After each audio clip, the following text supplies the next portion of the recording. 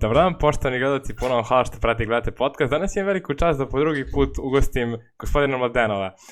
Puno vam hvala što ste pristali da gostujete u emisiji. Pa, hvala tebi na pozivu i drago mi što sam opet ovdje s tobom. Reci mi ovako sad, pričali smo u prošlom podcastu o dolini gladnih, o palačinkarnicama, o biznisima. Reci mi kako napraviti taj biznis plan, šta je to biznis plan? Ljudi koji žele da započnu da rade neki biznis nemaju ideju uopšte odakle da krenu. I sad, šta je taj biznis plan? Kako da ga najjednostavnije napišu? Pa da, u principu to je problem. Ono što preporučujem svima vrlo jednostavno da pogledaju recimo biznis model Canvas. To je neka osnova za biznis plan. Ima 9 blokova gdje se pobroje svi troškovi koji vam dolaze, ne znam, troškovi dobavljača, izvođača, saradnika, partnera, a s druge strane tu je ta neka vrednost koju vi pružate. Zapravo tu su problemi koje imaju korisnici i vrednosti koje vi pružate. I onda kad popišete to, onako steknete drugačiji utisak, treba vam par sati da popunite taj dokument. Ako je to, onda idemo dalje, onda razvijamo te stavke jednu po jednu, na primjer pišemo plan prodaje, pa pišemo marketing plan. U tom planu prodaje treba da popišemo kanale prodaje, na koji način ćemo da prodajemo, odakle će nam dolazi taj revenue i tako dalje. U tom marketing planu pišemo ko su naši ciljni kupci, buyer persone, kome se obraćamo, na koji način se obraćamo i tako dalje.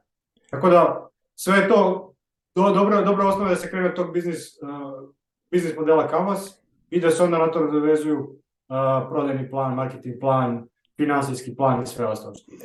Evo daćemo primjer, ja. Naprimjer, sad ti hoćeš da ostvariš neki fast food u dolini gladni. Koliko je to pametno ili nije pametna ideja, koliko ti treba par za to?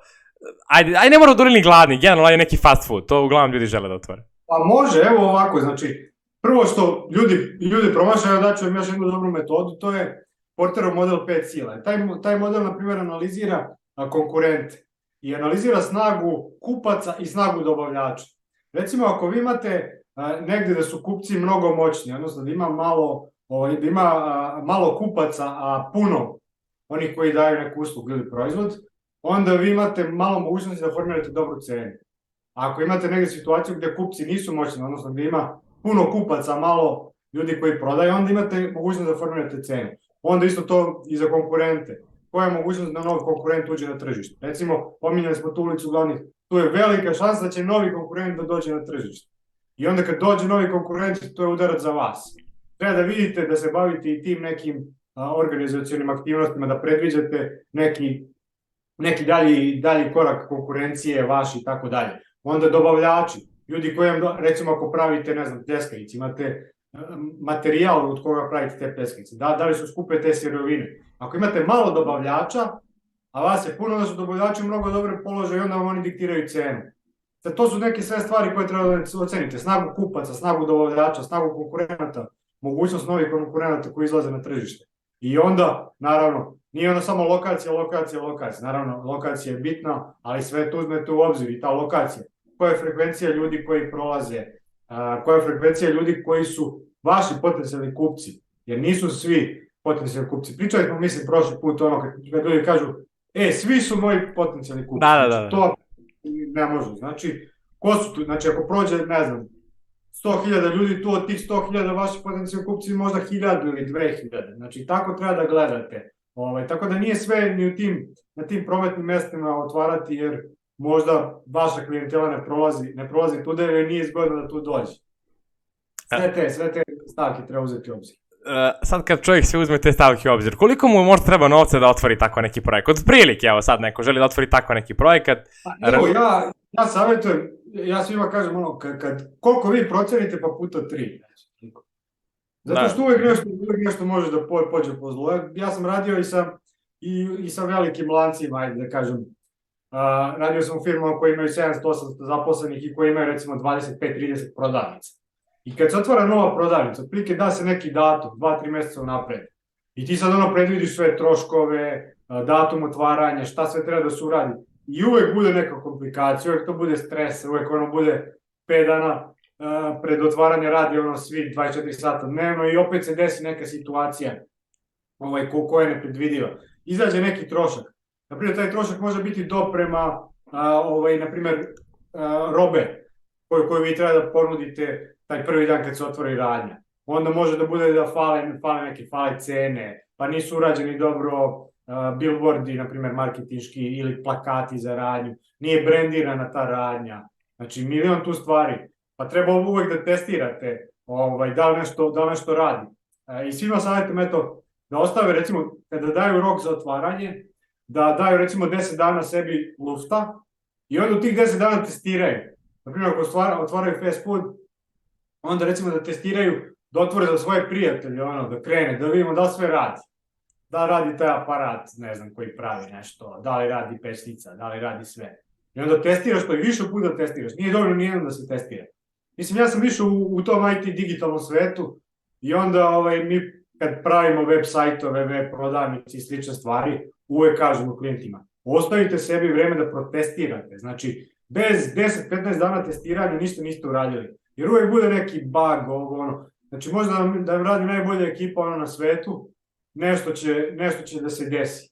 A ti to ne vidiš dok ne testira više ljudi. Kažem, opet porodica, prijatelj, testiraju, zoveš ljude, testirate, nešto radi, na nekom uređaju ne radi i tako dalje.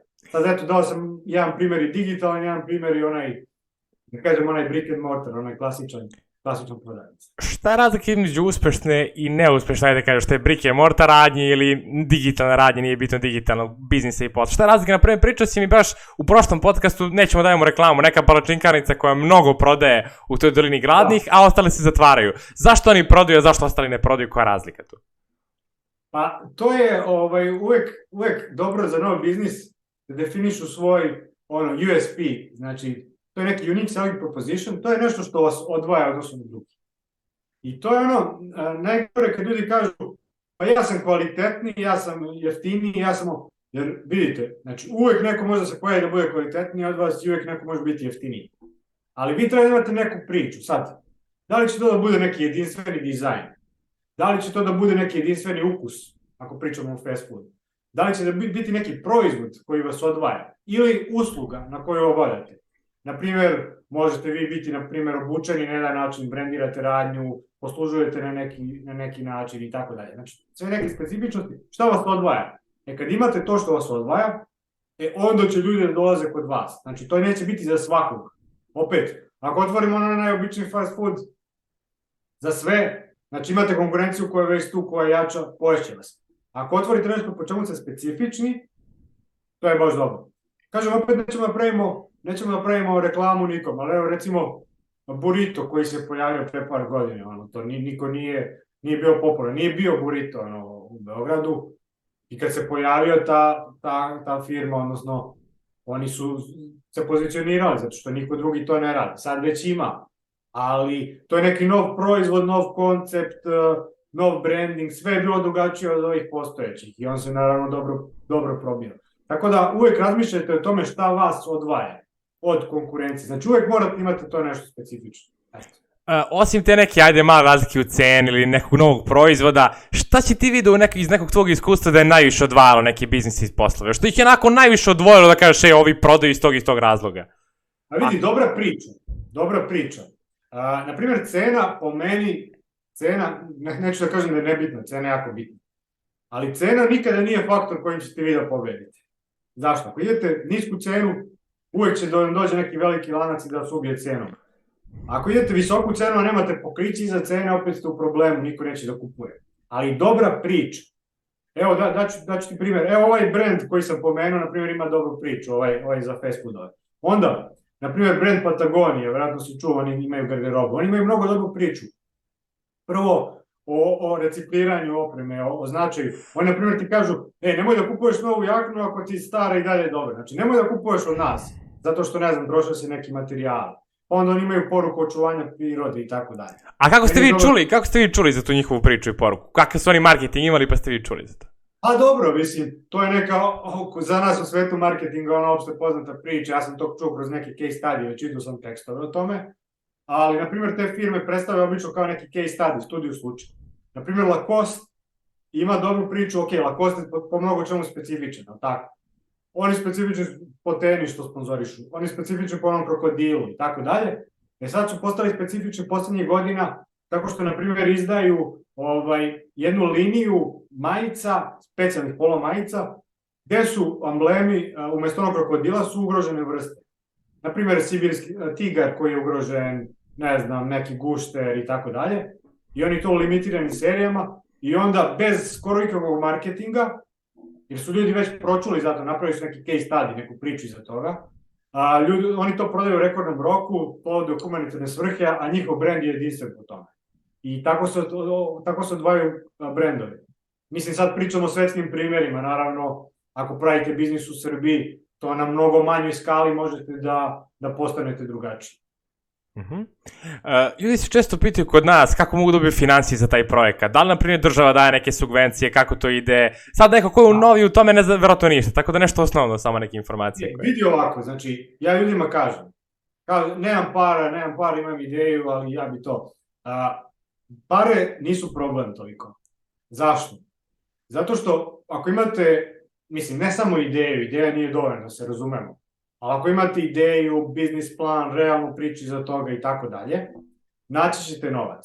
Znači, naći ćete ili investitore ili ćete naći neke fondove. Postoje razni fondovi. Postoji fond, evo ja radim, na primjer, sa Privrednom komorom, sa Centrom za digitalnu transformaciju, on daje sredstva za projekte digitalne transformacije. Zatim, Evropska banka za obnovu i razvoj takođe daje. Pa ima StarTech program, NALEDO, koji takođe daje sredstva. I ima takvih još dosta programa koji, ako im dođete sa dobrom pričom, sa dobrim planom, oni vam daju grantove, bespovratna sredstva ili deo refinansiranja. I to ide recimo 10.000, 20.000, 50.000. Mislim da StarTech daje čak i do 100.000. Tako da, ako dobro proguraš tu ideju, možeš dobiješ sredstva. Tu su investitori, naravno nije lako doći do investitora, posebno u Srbiji, ali postoje sad u Srbiji takođe investicioni fondovi koji hoće da ulažu u tebe. E sad, tu postoji jedna kvaka, znači nije dovoljno da je proizvod samo dobar. Ja bih sve savjetao koji kreću neki biznis, da imaju dobru prodajnu i marketing priču. Zašto? Upravo da bi ispričali svoju priču. Jer nije ona dovoljno da kažeš, tehnički, na primjer, okupiš grupu inženjera i vi napravite tehnički dobar proizvod. Na primjer, neku aplikaciju i tako dalje. Ako ne znaš da je predstaviš, ti si u problemu. Zato je, na primjer, Apple, to svi znamo, napravio ogroman brend, možda jedan od najjačih brendova na svetu, zato što je uvek znao da ispriča tu neku priču i zato je Steve Jobs bio genijalan i tako dalje. On je osluškivao neke potrebe korisnika, pa je pravio neku priču, možda nekad i preterivao u tome, ali taj neki hype koji je stvarao je doveo do toga da Apple ima pleme kupaca, koje kad izlazi novi iPhone, to su redovi kilometarski u Americi i ovde kod nas čak ima redova, na hiljade ljudi čeka kad izađe novi iPhone ispred radnje. Mislim, a to je sve zbog priče. Think different, neka druga priča i eto, napravili smo to. Tako da, ko kreće, treba da ima tu marketing prodajnu priču, nešto da to predstavi taj proizvod. Jer ti investitorima pičuješ ideju, znači daješ im, objašnjavaš im tvoju ideju i moraš da ispričaš na jako dobar način. Ako ne ispričaš na dobar način, možda imaš najbolji proizvod, opet će ljudi to malo da shvate. Ako ti nisi 100% siguran u tvoj proizvod, kako ćeš da ubediš ove drugi? Tako da treba vam ti skillovi neki, to ljudi zanemaraju, prezentacijni skillovi, prodajni skillovi, ti neki soft skills vam trebaju da biste dobili investitore. Čekaj sad, gde naći investitore ili, na primjer, gde se obratiti za ta sredstva? Vjerojatno ljudi sad čuli su osnovno, ako može malo dublje o tome. Gde naći investitore? Pa evo, dao sam par tih nekih institucija, samo treba da pratite, recimo Centar za digitalnu transformaciju, EBRD, Evropska banka za obnovu i razvoj, StarTech, NALEDO program, to su neki, postoje još nekoliko ventures fondova, znači investicionih fondova u Srbiji, ajde sad da ih ne nabrajam, da ne reklamiram, ali možete lako izgooglati i samo ih ispratite. Tu su i ljudi pojedinci koji takođe ulažu i to možete lako da saznate kroz korišćenje interneta, na primjer na Google, na LinkedInu, naćete te ljude i probate da im pičujete ideju. Jer obično ti ljudi koji imaju novca, imaju i vremena da vas saslušaju ako vi imate šta da kažete. Znači, ako imate šta da kažete, oni će vas saslušati, ako procene da je vaša ideja dobra, uključit će se u to. Tako da, čak ovde pričamo o Srbiji, čak ne pričamo o, ne znam, Americi i slično, gde je to mnogo razvijeno. U Srbiji ima ljudi koji imaju novac, a žele da uložu u dobre biznise, tako da pratite cenu, malo istražite i možete doći do novca. Čekaj sad, Vlado, Oprosti. Reci. Ne, oprosti. U suštini tehnički Vlado sad mi, na primjer, da otvorimo neki deo i sad taj deo zadužimo na neku određenu sumu, nebitno. Firma propadne, padne u stečaj, šta se dalje dešava? Dosta ljudi ima taj strah od nekog neuspeha. Kako da pređu strah od neuspeha i, na primjer, šta je najgore što može se desiti? To je ono pitanje koje bi možda svako trebao sebe da pita.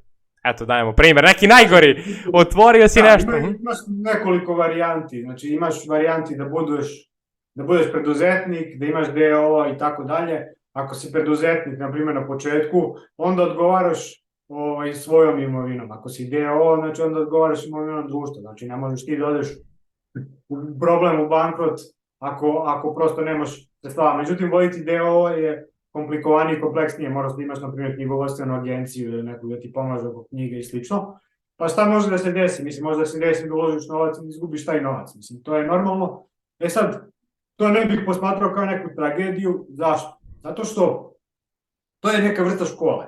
Znači, dao si novac, olupao si se, izgubio si novac, ali si naučio mnogo vrednu lekciju. Ako si pametan, primenit ćeš to na sledeći biznis. Jer, mislim, daješ pare za svake stvari, daj i za škole i za edukacije, to ti neka vrsta edukacije. Opet, kažem, pričali smo prošli put, znaš, onda sam savjetovao, izaberite nešto što volite, što vas pokreće da radite, onda čak i ako ne uspe, uživali ste u tom procesu, u stvaranju nekog proizvoda, u prodaju, u marketingu, radili ste ono što ste volili, uživali ste u tome, naučili ste lekciju, ok, izgubili ste novac, ali najveći investitori gube novac, mislim, to je sad samo na mnogo većim skalama i dobijaju novac. Tako da to je sve normalno u procesu biznisa, neće svaka ideja da uspe. I mnogo je bitno da se ljudi ne zaljube u svoju ideju i da ja imam dobru biznis ideju, ja to guram i 2 godine prolaze, 3 godine, 4, 5, ne ide, ti dalje guraš, onda možeš da dođeš u problem. Znači, treba pustiti stvari. Znači, ako vidiš da prosto neka tržište nije spremno za taj proizvod ili nisi dobro izanalizirao tržište, nemaš dovoljno kupaca, možda se desi milion stvari. Evo, mi smo sad baš skoro napravili neki mini pivot, krenuli smo da radimo za jedan softverski proizvod, ja sarađujem s jednom firmom, krenuli smo naprimjer na tržište Poljske. U ovom trenutku Poljska nije bilo dobro tržište. Uložili smo neki novac, kontaktirali smo ljude, znači zbog ovog rata u Ukrajini, zbog raznih stvari i Poljska je možda bilo suvišno napredno tržište, pa smo se shiftovali, sad smo se prebacili na Rumuniju, da napadamo to tržište. Znači, to su neke stvari koje su normalne, koje se dešavaju u biznisu. Kako znati kad treba pivotovati firmu? U kojem trenutku reći ja moram da menjam bukvalno, ajde, ovaj brod da ide, da hoda, da... Pa to je mnogo teško. Znači, to nemam pametan odgovor za tebe u ovom trenutku, to je mnogo teško, zato što si uvek na onoj liniji, sad će da krene. Pa mislim da ljudi i nekad i prerano odustaju. Znači, zavisi koliko ste vi, imate taj kapital. Zato sam rekao puta 3 onaj kapital. Zato što, ok, ti kreneš, otvoriš nešto, uložio si, recimo, 50.000 € i ti nemaš kupac. Recimo, pada kiša, ljudi ne izlaze na ulicu, ne dolaze u tvoj restoran, recimo. Ili, nemam pojma, previše vruće vreme, ljudi neće da kupe pljeskavicu. Ili, nemam pojma, održava se neki festival, otvorili su neke radne radnje, pa ti ne možeš da dođeš. Znači, treba da prođeš neku sezonu, da prođe tvoj biznis kroz jednu sezonu, ako može da izdrži godinu dana. Znači, ti treba budeš spreman godinu, 2, 3 da radiš u minusu ili na nuli i da imaš ta sredstva obezbeđena. A ti ćeš stalno morati da ulažeš u to. Znači, ne možeš da kažeš, ja ću da otvorim fast food, restoran, biznis i odmah ću da dobijam neki prihod, iz tog prihoda ću da finansiram troškove, imaću neki profit, isplatit ću plate. Ne može tako. Znači, izračunaj sebi da ćeš ti da radiš. Svi bi mi volali odmah da buknemo i da krenemo. Mislim, ja sam, učestvovao sam u mnogo biznisa, uglavnom kao konsultant, nešto sam vodio i svoje i retko koji krene od nula i odmah zarađuje. Znači, retko. Znači, to je minimalni procenat. Znači, uvek budi spreman da radiš u minusu. Sad, nemoj da radiš ni previše u minusu. Ako si prošao, na primjer, jednu sezonu, krenula druga sezona, ti si i dalje u minusu, znači nešto nije u redu. Sad, šta nije u redu? Moraš da se prevaspitaš. Da li je biznis model dobar? Možda ti biznis model nije dobar. Možda ti poslovni proces neki nije dobar. Možda nisi dobro targetovao tvoju publiku. Možda ti nije dobra ciljna publika. Znaš šta mnogi, na primjer, rade? Oglašavaju se. reklamiraju se, ne znam, TV, radio, digitalni marketing, Facebook reklama, Instagram. Kaže, meni reklama ne radi. I menja ponovo reklamu. I opet promeni agenciju, radim ponovo reklamu i opet ne prodaje. Kaže, šta je ovo, niko ne zna da radi, moj proizvod je dobar. Nije, znači, uglavnom, u 90% slučajeva, nije problem u marketingu, nego je problem u proizvodu. Znači, tvoj proizvod nije dobar. Tvoj proizvod nije u ovom trenutku pravo rešenje na probleme nekog kupca. Tako da, mislim, dosta je to delikatno da bi ti odgovorio ovako, ali nadam se da smo malo načeli. Koliko realno treba vremena da firma bukne? Znam da je to realno mnogo pitanje koje je relativno za svaku firmu, ali ljudi misle da će da uspeju posle 6 meseci, da će uspeju posle godinu. Koliko evo iz tvog iskustva, koliko si bio konsultant, koliko firmi, koliko je realno bilo neki prosjek da firma bar malo krene da pravi para više nego što gubi? Pa 2-3 godine ja računam da je bitno da prođe taj neki ciklus. Naravno ima ih koji krenu posle par meseci, neki posle malo duže, ali obično velike firme kad rade akvizicije i slično biznisa, oni su spremni da prve 2-3 godine rade u minusu, to je nešto što je prihvatljivo. I onda nakon toga već kako ide biznis dalje se procenjuje. Ako je neki manji biznis, ako imate manje sredstava i manje sredstava ulažete, onda može taj period biti i kraći. Ali budite spremni, kažem, godinu dana da radite na nuli ili u minusu. Ako nemate sredstava za tako nešto, nemojte da ulazite u biznis. Ili da bar nemate, ne znam, nekog da vam pomogne u tom prvom trenutku, prvom naletu. Jer je šteta ako ste krenuli u nešto, ne ide posle par meseci kako ste zamislili da zatvarate. Znači, to je šteta jer treba da pružite opet tom biznisu šansu. Naprimjer, ljudi se naviknu na nešto, znaš. Naprimjer, kad su te obične, kad su prodavnice garderobe ili fast foodovi ili slično, sve ljude se naviknu i da dolaze ponovo da kupuju. Da se naprave ti ciklusi ponovne kupovine. Recimo, prodajete kožne jakne i čovjek je kupio od vas kožnu jaknu. On sad neće kupiti za mesec dana ili za 2 meseca. On će doći za godinu dana ili za 5 godina ili za 3 godine. I onda te firme koje izdrže taj prvi nalet, koje imaju te stalne mušterije, onda one uspevaju tim narednim godinama da kapitalizuju to, jer retko koje su, da kažem, delatnosti da tebi svaki dan neko dolazi i kupuje ti. Tako da, treba da pregrmiš, da napraviš neke stalne kupce, lojalne i tako dalje i da na konto njih razbiješ biznis. Sad jedno interesantno pitanje koje sam pitao dosta gostiju, sad skorije, kad bi ti sad sve uzeli, znači sve u smislu, finanskom smislu, kako bi ponovo se vratio na tvoj nivo, na neki viši nivo? To je onako interesantno, onda te vraćamo na neki početak, ajde. Da, pa vidi, sad bi se definitivno orijentisao na razvoj veštačke inteligencije. Znači, to je sad mnogo vruća tema.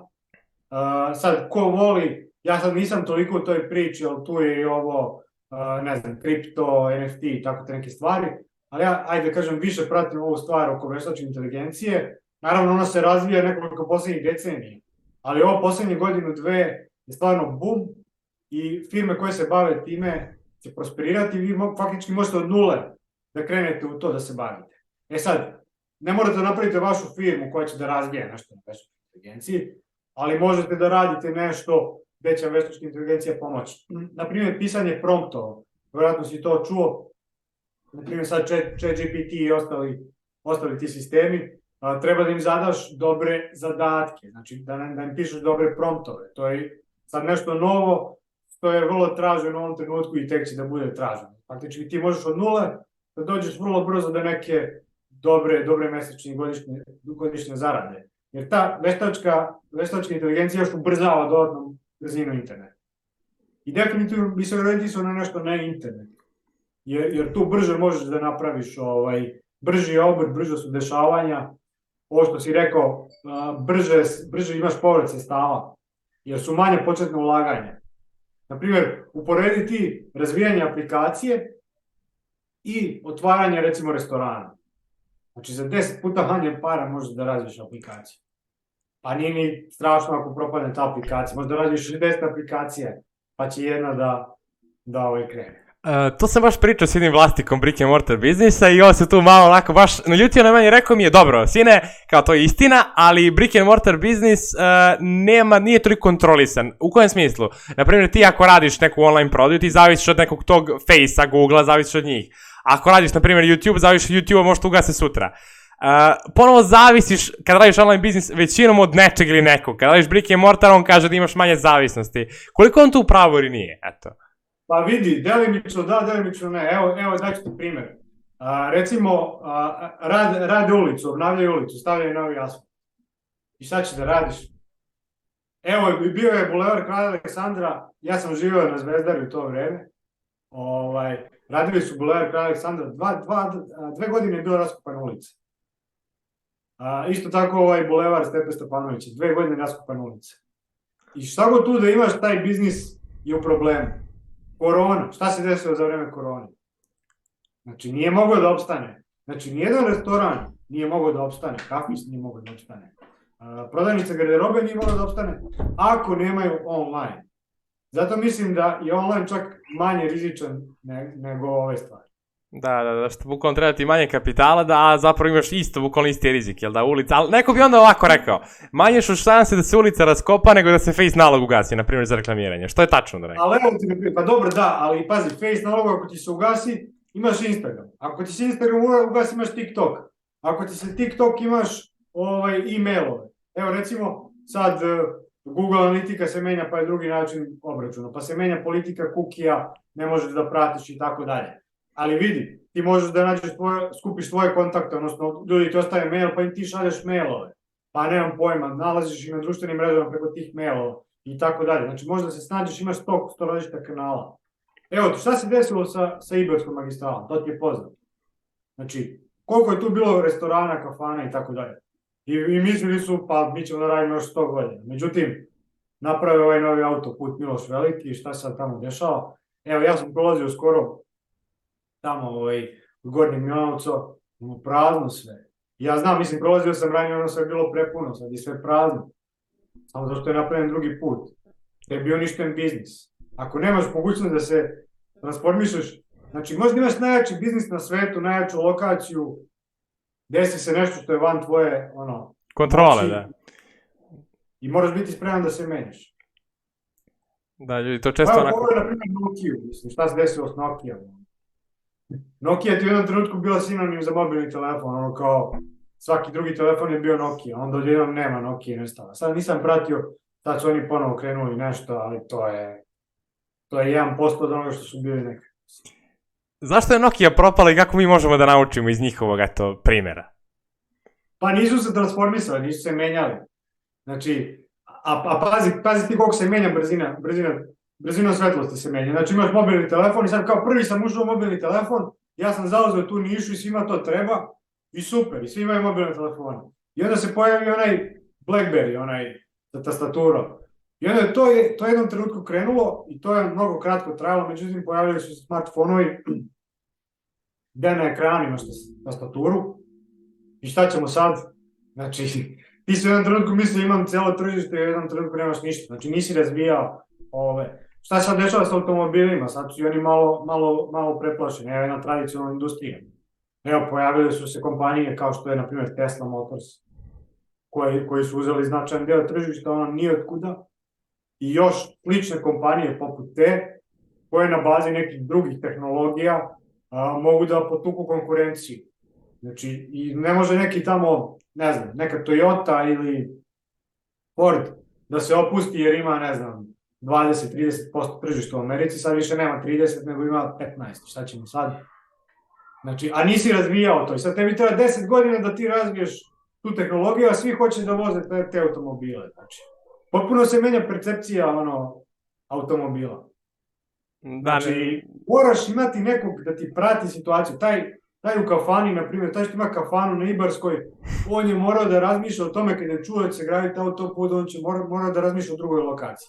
Ovaj sa mobilnim telefonima je morao da prati tehnologiju i inovacije ako je imao 50% tržišta. Ovaj sa automobilima isto treba da osluškuje tržište. Znači ne možeš ti da se uljikaš u svoju poziciju, ja sam mnogo dobar. Pričao sam ti prošli put, čini mi se. Rekao sam ti sad imam klijenti, imam posla. šta sad, ja više neću, na primjer, da budem aktiv, neću da snimam za YouTube, neću da objavljam na LinkedInu i tako dalje, mene će ljudi da zaborave za mjesec dana. I napustim jedan, dva klijenta i šta ću onda, sad ću ja opet, jeste, svi mene čekaju. Ne, nego moraš da budeš aktivan, možda budeš aktivan i kad imaš najviše posla.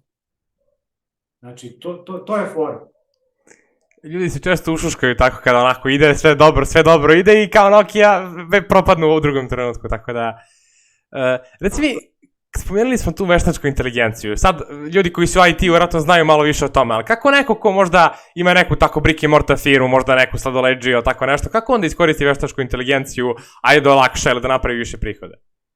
Ako je moguće to uopšte za njega. Pa naravno, moguće na razne načine, mislim, ona može pomoći sad, evo i čak ova besplatna verzija ovih chat botova, onima mogu pomoći mnogo, recimo, i što se tiče pisanja nekih tekstova, i što se tiče, na primjer, kreiranja web sajtova, i što se tiče, na primjer, kreiranja vizuala, raznih marketinških prodajnih alata. Na primjer, možete da pitate šta hoćete, da vam damo neki primjer, recimo ne znate da pišete, evo, daću ti primjer, prodajni plan, biznis plan.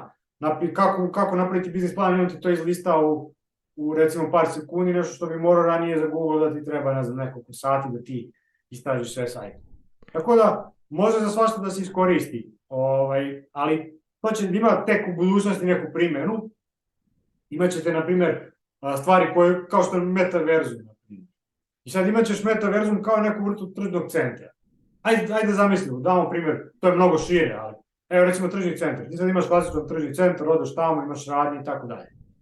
A u jednom trenutku imat ćeš u metaverzumu tržni centar na koji možeš da biraš na koji ćeš ulaz da uđeš, koji ćeš radnje da posjetiš i da kupuješ tu virtualnu garderobu. I sad neko ko ima recimo neki lanac garderobe, aj sad nikog da ne reklamiram, da ne pominjem, ali recimo njegov treba da angažuje svoje dizajnere, znači on ima klasične dizajnere koji mu dizajniraju garderobu. On treba da angažuje nekog da mu dizajnira garderobu u metaverzumu, koja će se prodavati, vidiš. Naprimjer, o tome treba da razmišljaš. Treba razmišljaš o tome da pružiš svojim ljudima iskustvo. Ne mora veštačka inteligencija. Evo, može, naprimjer, izmeštena realnost, augmented reality.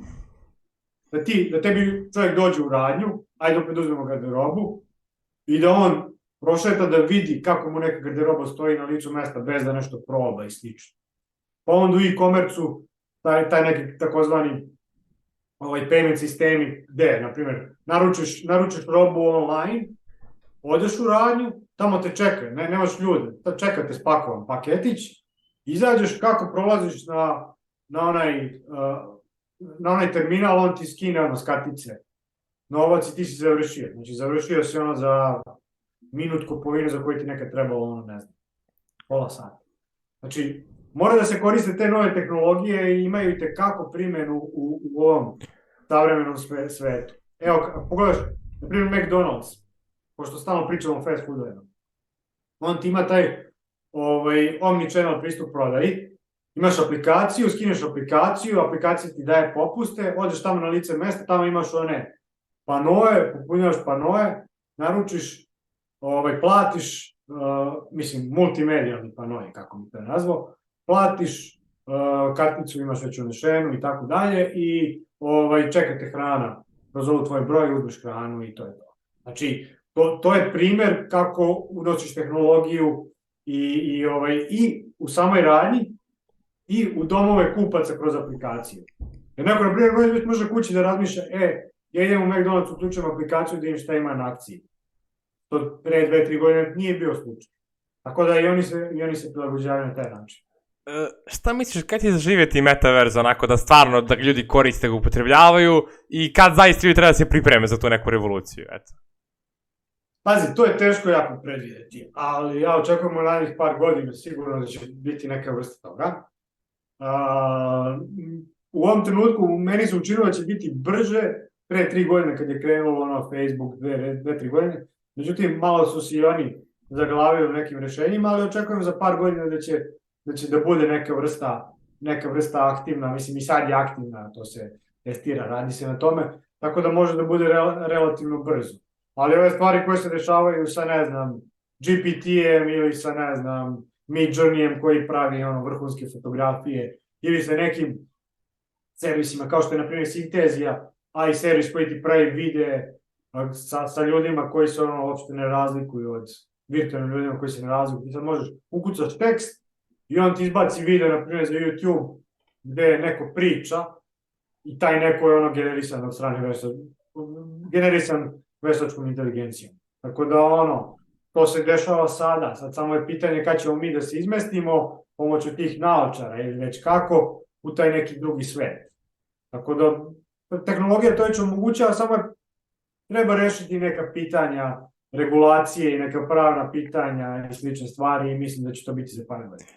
Neki ljudi s kojima sam pričao će vjerojatno da se uplaše. Generalno gledalci možda bi se uplašili kad bi ovo čuli. Rekli više nema realnosti. Šta ti misliš o tome? Da li će ljudi da prihvate posebno kod nas? Pa znaš kako, i da i ne, zato što mislim mi već živimo u nekoj vrsti, znaš kad su krenule igrice masovne, mislim, ti igraš na primjer ne znam, Counter Strike, ti su u nekoj realnosti kao kupuješ oružje, bombe, ubijaš ljude i tako dalje. Pa onda Second Life koji je bio igrica, ne znam da li sam čuo, to je bio igrica bukvalno ličila na metaverzu. Znači ti imaš neki tvoj lik, kreiraš lik, praviš neki svoj svet, kuću, prijatelje. To je bilo pre sada već 20 godina. Znači sve je to na neki način testirano i pripremano. Tako da mislim da su ljudi prilično spremni na to i kroz društvene mreže, i kroz igrice, i kroz ostalo. Posebno mlađe generacije, ajde starije, manje više, ali mlađe generacije su već prilično spremne na tako nešto. Mislim da neće biti problem. Sad, naravno treba naći neku meru funkcionisanja između tog sveta, virtualnog i tog realnog sveta i nadam se da će to biti održano i moramo se mi svi truditi da na neki način to ne preraste da ljudi se skroz ne izgube u tom virtualnom svetu, jer to jeste opasnost i zaista treba ljudi da budu zabrinuti zbog toga. Pa čekaj, koji će onda odnos biti između tog, ajde da kažeš, pravog života i nekog virtualnog života? Da li će se to smenjivati? Da li će vidjeti to ukapirati? Da, ja se nadam da će, mislim, sve dok taj stvarni život mora da ima mnogo veće učešće, mislim 80-90%, i tako onda okej. Ali sve ispod toga je problem za ljude, jer šta ćeš, mislim, moraš da misliš i o drugim stvarima, na primjer, ne znam, da će atrofirati mišići, da nećeš dovoljno da spavaš, razumeš, da nećeš dovoljno da se krećeš, da nećeš da jedeš dobro i tako dalje. Znači, to još neće ti pomoći u tome virtualni svet. Reci mi sad, da li je tačno da ako se firma ne širi, da ona propada? Naprimjer, ima neku starost, odleđuju neki stari čovjek i oni će se širi, jednostavno, to mu je prijatno tu gde je. Da li je to pametno da firma ostane tu da jeste, ili da se širi, da se ne širi? Znaš kako, ne mora da znači. Znači, ne mora da znači, neke firme su one man show ili par ljudi radi i opstaju stotinama godina, tako da, mislim, suštinski zavisi od biznisa, zavisi biznisi koliko je predviđeno to skaliranje nekog biznisa. Dešava se da neki biznisi suviše brzo rastu i da ih to proguta nekad. Znači, jer potpuno je drugačije sistem organizacije upravljanja na 5 ljudi, na 50 ljudi i na 500 ljudi. I neko ko je fenomenalan za 5 ljudi, može da bude katastrofa za 500 ljudi. I dešava se mnogim firmama da imaju posebno ovo sad novo, neke IT firme koje su rasle, koje ne shvataju da im treba, ne znam, profesionalni menadžment, da im trebaju ljudi nekih drugih skillova i oni nastavljaju da guraju svoju priču i firma propada ili bude akvizirana za neka mnogo manje sredstva nego što bi trebalo da bude. Jer moraš da imaš neki plan rasta, pričali smo o planu, znači imaš plan rasta. Znači u naredne godine dana napadam ta i ta tržišta, toliko sredstava ulažem, investiram i tako dalje. I imaš taj plan rasta, a taj plan rasta može da varira. Ali ne treba ni skalirati previše brzo, nije ni to dobro. A opet s druge strane, mislim možeš, opstaju biznisi koji imaju manje, nije to, ne moraju ljudi da budu uplašeni. Neki prosto biraju da ostanu na nekom nivou, neće ni da prodaju biznis, ni ostalo, nego prosto ostanu na nekom nivou. Jer na primjer, mikro, mala i srednja preduzeća, one su ti žila kucavica jedne ekonomije. Na primjer, u Austriji, Švajcarskoj i tako tim zemljama imaš mnogo malih kompanija. Imaš neko selo u Austriji koje ima recimo 50 firmi. To je kod nas nezamislivo. ali oni svi plaćaju porez, svi doprinosi i tako dalje. I stabilni su, svi su stabilni. Kod nas je učešće tih firmi mizerno. Znači, kod nas ubedljivo najveće učešće imaju one velike kompanije koje se bavi izvolom. Naprimjer, metal, teške industrije i tako dalje. Znači, oni su ti ogromni igrači, a prvo ima malih, mikro i srednjih, a i ih ima malo doprinosa, na primjer, budžetu države i tako dalje. Tako da država mora da podstiče to preduzetništvo da bi se razvijala, da bi ljudi otvarali svoje firme, da bi to bilo podsticajno okruženje. Jer mi, nažalost, nismo toliko podsticajno okruženje. Ja sam, na primjer, sa mojim timom sam dosta na edukaciji radio tržišta i dosta pričam stalno, ljudi, probajte, uključite se u biznis, otvorite biznis. Napravili smo tu GoStart edukaciju, besplatno smo napravili, znači dali smo ljudima bukvalno ono kako da se oglašavaju, kako da se reklamiraju, kako da pričaju svoju priču, sve o preduzetništvu, kako da otvore firmu, sve to naćete besplatno, znači. Evo, samo ja sam dao taj mali doprinos. Još gomila ljudi je uradila nešto slično. I pobrali smo na početku podcasta kako sve mogu da dođu do sredstava. Znači, postoji način, samo ljudi, odvažite se. Nas malo sputava i ta prošlost, jer mi onako imamo to specifično okruženje i bile su te velike firme, pa mnoge su porodice živjeli od tih velikih firmi, ali to više ne postoji, ta priča više ne pije vodu. To da će neka firma doći, zaposlit će 5000 ljudi, rešiti neki problem grada, okej, ali ta firma gleda svoj interes, svoj kapital, kad završi s tim, pokupit će se, otići će i šta ti imaš? Bolje da imaš 500 malih koji zapošljavaju po 10 ljudi, to je mnogo stabilnije.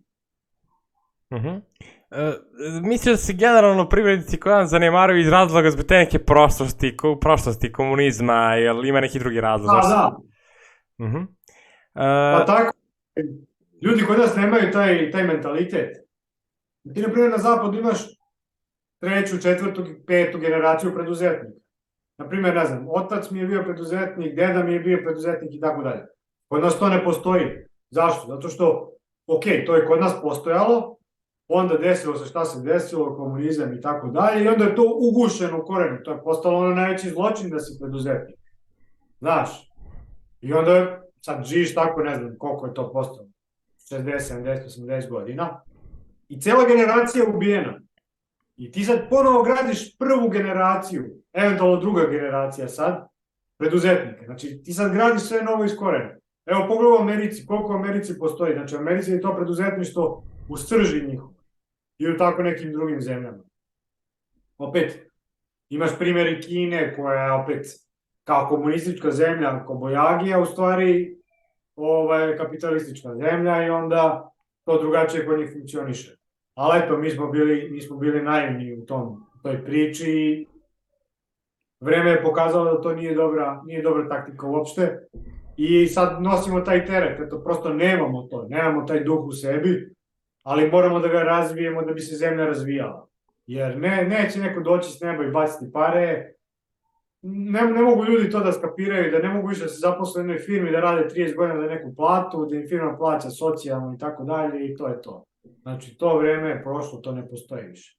Moraju sami da se izbore za sebe.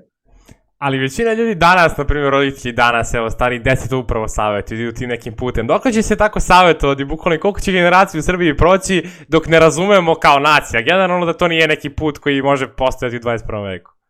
Pa da, mislim, to je baš ovo što sam pričao, mora cijela generacija da prođe to. Naprimjer, evo, naša generacija, ne znam, moja, tvoja i tako dalje, mi bavimo preduzetništvo, pa mi je našu decu da prenesemo taj duh. Znaš kakvi su roditelji u 90% slučajeva, završi školu, zaposli se sigurno, evo, ali to nije dobar model zato što se vreme promenilo. Znači, vreme se promenilo, globalno svet se promenio.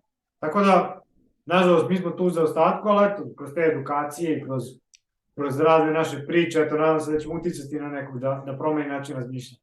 Većina biznisa propadne, beš ima čitao sam baš skoro, većina biznisa propadne u prvih 5 godina, da li 90%, onda ostali što ostanu propadnu.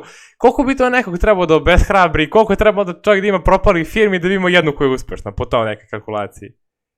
Pa vidi, možda napraviš prvu firmu i da ti odmah bude uspešna, mislim, nema tu nekih pravila, znaš. Ali činjenica je da mnogo biznisa propada, baš je bitna priča sad ono, što ti kažeš da se vrati na početak podcasta, znači da pogledaj ono što pričam na početku, znači, ljudi, spremite se dobro, znači nemojte ono grlom u jagode, imam ideju, idemo ovo, napravi neku analizu, istraži tržište, napravi biznis plan, znači sve to uradi i mnogo ti se smanjuje šansa da će biznis propasti.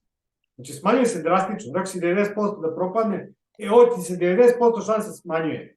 Zato što ćeš ti doći, kad uradiš tu analizu, uložit ćeš 5 dana, recimo, uložit ćeš, ne znam, 1000 evra i shvatit ćeš da ta tvoja ideja nije toliko dobra. I ti ćeš odustati i sprečio se da izgubiš, recimo, 50.000 evra.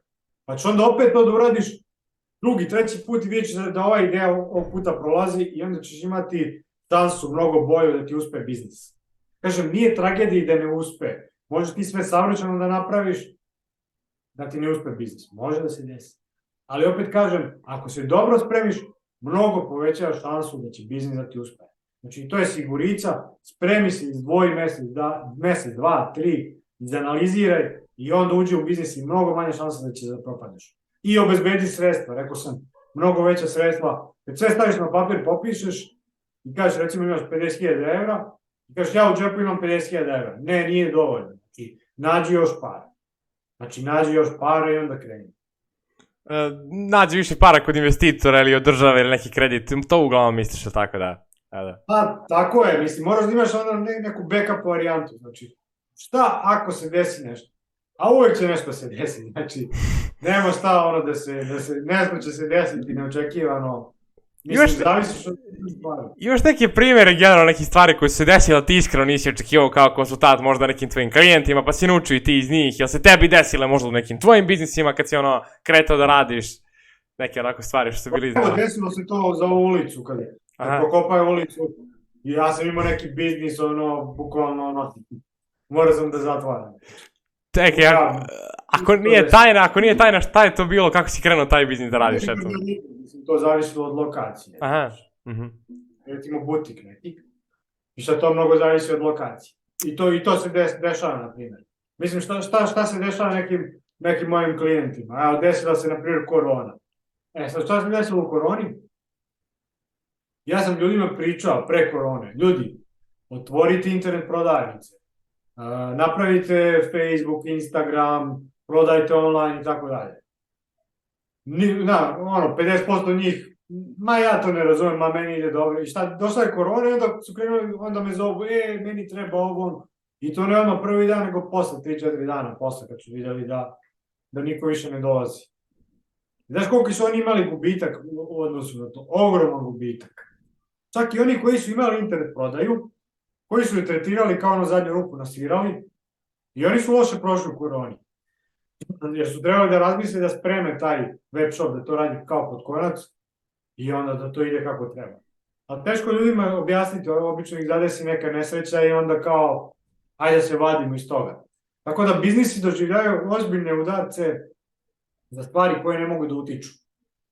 Rat u Ukrajini, na primer, je uticao mnogo.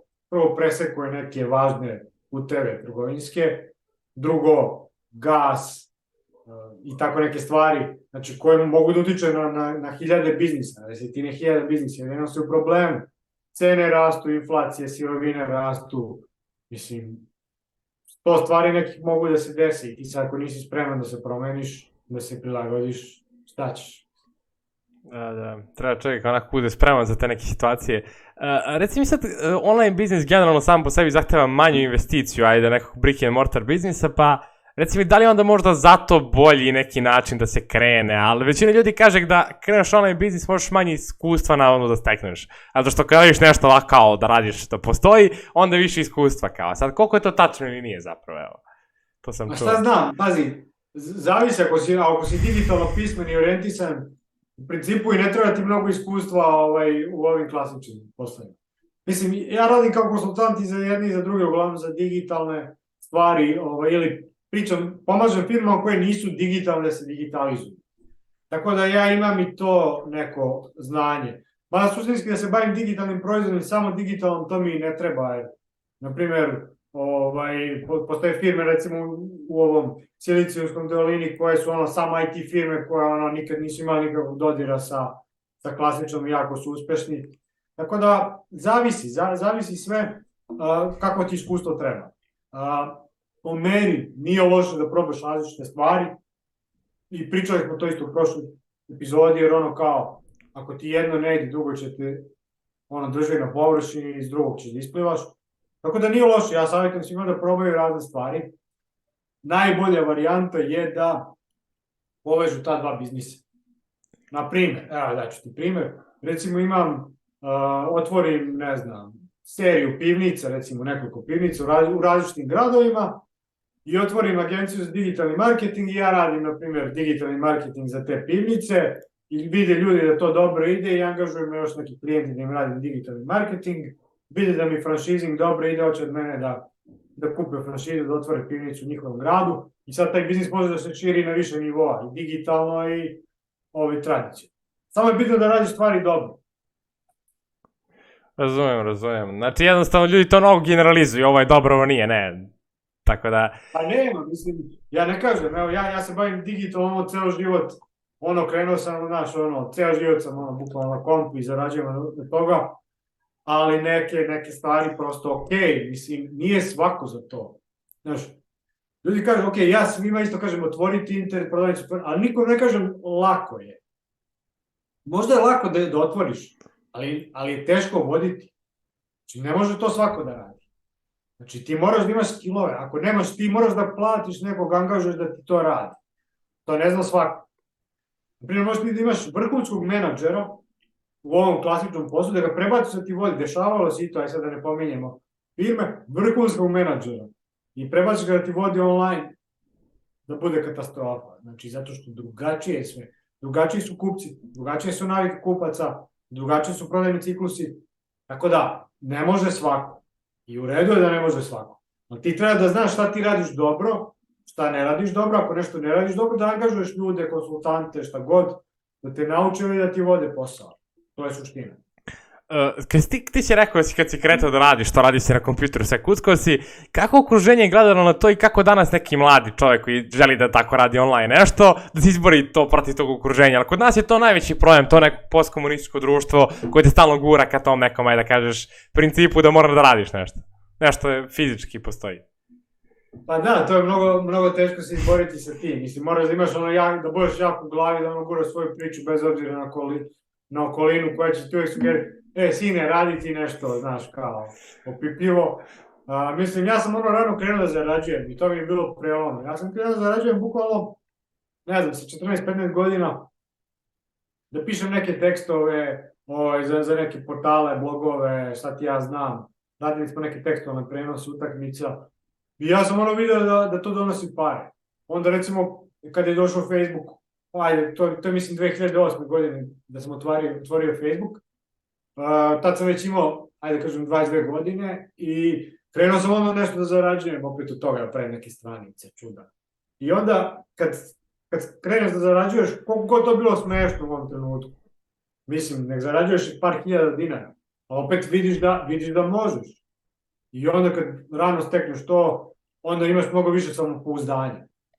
I onda možeš da kažeš, ne znam, roditeljima, okruženju, prijatelju, ljudi, gurajte vi svoje priče, ja sam siguran u sebe da ću ja uspeti da napravim to, zato što imaš podlogu, već praviš neku lovu, nemam pojma, imaš potvrdu od javnosti ili recimo imaš dosta klinaca koji su postali influenceri i tako dalje, vrlo mladi, sa 13-14 godina, 15. Znači, i to je respekt. Znači, ti si već sebi, sad treba ostati normalan posle toga, to je druga priča.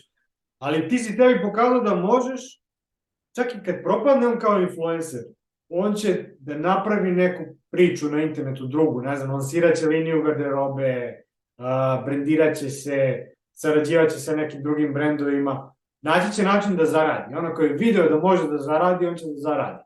Tako da probajte, na internetu vrlo lako i brzo možete da zaradite. Znači možete bukvalno od kliktanja da zaradite, imate one affiliate programe, možete od kliktanja da zaradite, možete da pišete tekst da zaradite, možete da otvorite svoj blog, da postavite, ne znam, Google AdSense, da zaradite opet od klikova. možete, ne znam, od YouTube kanala da zaradite. Ima tu sad milion varijanti kako se zaradi.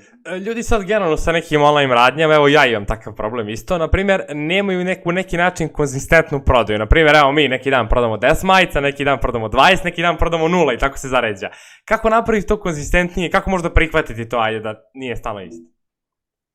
E pa, vidi, zato ti treba vreme, ono što sam ti pričao, ciklusi prodajni, jer ti kad budeš imao stabilnije cikluse prodaje, kad imaš stalno zadovoljne kupce, onda možeš da računaš da će oni dolaziti ponovno da ti kupuju i imat ćeš predvidivost veću u prodaji. Znači, u početku su te varijacije normalne. Znači, to u ovom trenutku ne treba da te brine toliko. Zato što zavisiš, ne znam, i od vremena, i od preporuka, i od raznih stvari. Da, na primjer radi influencer neki te objavi, ne znam, sa tvojom majicom, ljudi to vide, krenu da kupuju i ti u tom trenutku imaš više prodaje. Pa onda 5 dana niko ti ne objavi, 6 dana ne prodaješ ništa. Znači, treba malo da se stabilizuješ u tom smislu. I da, te neke početne akcije koje imaš da, na primjer, ojačaš taj brand, u početku ulažeš više, ostvaruješ saradnje s influencerom, iskoristiš da imaš zadovoljne kupce koji će se vraćati da kupuju kod tebe. Na primjer, te neke brendove koje smo mi imali, nisu bile moje, isto su bile garderobe, uglavnom su bile neki, ajde da kažem, navijački aksesuar, majice, duksivi i tako dalje. Uspevali smo da postignemo to da ljudi, kada ti izbaciš neku novu majicu, ti tačno znaš, poznaješ te kupce, znaš po imenu i prezimenu, znači onda kupi tu majicu. Znači svaki put kad izbacimo novu majicu, imaš grupu od 100-150 ljudi koji će ti kupiti tu majicu. I to ti skida ti mnogo, razmišljanja sa tebe, zato što imaš taj rizik mnogo manji, jer ovi će sigurno da kupe šta god izbacim, a onda za ove ostale ćemo vidjeti. Naravno, uvijek imaš lojalnije i manje lojalne kupce. Tako da to je na neki način normalno. Ti ćeš kako ti se bude biznis širio, kako više prolaziš kroz više sezona, tačno će znati kad prodaješ više, kad manje. Ok. I sad onda treba se pripremiti za te varijante. Recimo, imaš Black Friday. Black Friday se uvijek prodaje više. Posle toga imaš Cyber Monday kad treba da prodaješ još više. I ti sad treba da se pripremi za taj period da budeš spreman da ćeš prodavati manje, recimo početkom novembra, a da ćeš krajem novembra prodavati više i to ne duplo više nego početkom, nego 5 puta više. I treba budeš da tako namestiš svoj mindset i onda kad se sabere u konačnici taj novembar ti si dobar. Iako si ovaj deo. I sad šta se dešava? Pričaš sa tvojim ljudima, kažeš im, ok, ljudi, ajde sad radimo malo kraće, nek radimo 4 sata dnevno, kad dođe Black Friday radit ćemo 12 sati dnevno. Da bismo ispoštovali kupce, da bi dobili sutra i tako dalje. I ti kad imaš taj servis, da ja naručim od tebe, ne znam, u petak dobijem u subotu ili dobijem u ponedjeljak majicu, on će reći, wow, ovi ljudi, svuda je frka, svuda čekam 5 dana, ovi mi ljudi sutra isporuče. Znači, oni su carevi, oni ću naručiti. I onda će on dođe tamo negdje u februaru, martu, kad tebi ide loše naručiti majicu ili duks, zašto zna da ćeš ti njemu da pružiš dobru uslugu. Tako da, moraš biti spreman na sezoni i da budeš pametno na sezonama. Mi smo imali, recimo, kad smo radili isto online prodaj, imali smo sanke. Znači, sanke su ti specifične. Dođeš jednu sezonu, nema snega, ti ne prodaješ sanke. A padne sneg, ti prodaš 1000 sanki za jedan dan. I onda šta se dešava? Kako se spremiš? Uzmeš od svih dobavljača, pokupuješ sanki kad niko ne kupuje. Znači, rezervišeš im kad oni naručuju, a dobavljač recimo naručuje u septembru ili oktobru. Kažeš mu, još pre uvoza, kažeš mu, rezerviš mi 200 tih, plaćam ti napred. I on ti da povoljniju cenu. I ti kupiš to. I padne prvi sneg u decembru. I ti možeš da ih prodaješ po ceni da imaš maržu recimo od 50% i odmah šalješ taj isti dan ljudima da dobiju sutradan. Ljudima je mnogo bitno da odmah dobiju sanke, zato što pave sneg, hoće s detetom da ide da se sanka. A ovi što nemaju, oni kreću da zovu te dobavljače iste, koji im sad u ovom trenutku prodaju po skupljoj ceni, ne obraćaju pažnju na njih, čekaju 2-3 dana dok im dostave, i onda dok oni ih pakuju dok dostave i rade sa maržom, ti radi sa maržom od 50%, on radi sa maržom od 20%. I ti imaš zadovoljne kupce, on nema zadovoljne kupce. Znači, priprema Priprema, moraš biti spreman i može da se primeni na svaki biznis, jer svaki biznis ima sezonu. Znači, evo ja sam gledao primjer sa knjigama, bih rekao za knjige. Knjige imaju sezone. Sanki imaju sezone, bazeni imaju sezone, majice imaju sezone, trenerke imaju sezone, patike imaju sezone. Sve ima sezone, znači. Samo budi pametan pa se pripremi na vreme, okreni resurse, jer kad dođe sezona, budi spreman. I spreman, ti si car. I to je to. Evo, dosta tome uopšte nisam razmišljao, i toj konzistentnosti sezonama, to je tačno, jer uglavnom, negde početkom sad, leta, uglavnom najviše ide onako generalno majice i te stvari, a na primjer tamo u septembru isto jako puno ide, ljudi se oblače za školu i tako dalje, a već tamo, ajde da kažeš, januar je dosta mrtav mesec i februar, tako da, ima dosta veze. Tako je, mislim, imaš okej, ako si pratio lance, možemo, evo, super primjer da se ne dovežemo. I sad imaš online biznis, ali tako, ti nemaš radnju da... Ne, ništa fizički, ništa. Bravo. Sad, evo ti zadatak za tebe. Idi u ove najveće prodajnice, sad ih ne nabrajamo, znaš ko su. Idi tamo i obrati pažnju, idi jednom mesečno svako od njih. Obrati pažnju kad oni u prvi plan stave jakne, majice, koliko stavljaju majice, kako menjaju cene majicama i to primeni za tvoj online biznis. I pazi, ti si u prednosti odnosu na njih. Zašto? Zato što ti možeš brže da reaguješ od njih. Znači ti sve to što oni primenjuju, primeni 2 dana ranije ili nedelju dana ranije i prodavač je bolje od njih. A dosta toga možeš da naučiš. Jer oni rade recimo 20-30 godina po istom šablonu. Zna se kad se prodaju, na primjer, patike. Na primjer, patike, ne znam, prodaješ lupom sad u junu ili u maju. Recimo maj.